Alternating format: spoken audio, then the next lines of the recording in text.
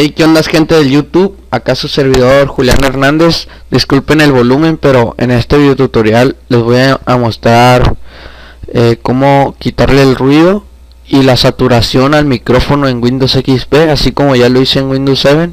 Ahí está el cuadrito para que le den clic si tienen Windows 7 y les interesa. Y bueno, primero que nada tienen que dar doble clic en esta bocinita. A ver. Muy bien, una vez que ya les salga, se van a opciones, controles avanzados. Y aquí, donde dice, según esto, volumen de micrófono, se van aquí a avanzadas. Avanzadas. Y aquí, como pueden ver, les sale esta ventanita, simplemente desmarcan esta. Y yo al desmarcar, se me va a quitar la saturación del micrófono y el ruido. Escuchen. Muy bien, como pueden escuchar ya no tengo ruido ni nada. Y pues aquí estaría, ¿no?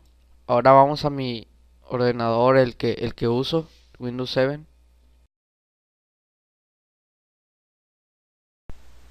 Y bueno, gente de YouTube, ya vine a lo que es mi ordenador.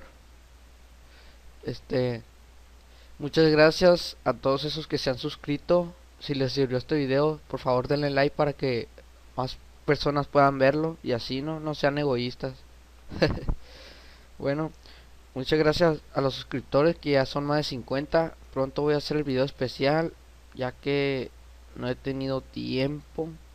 Por eso no les pude subir el video el día que les prometí. Pero bueno, aquí está, bien explicado en alta definición. Y bueno, gente, ahí nos vemos, raza. Hasta la próxima.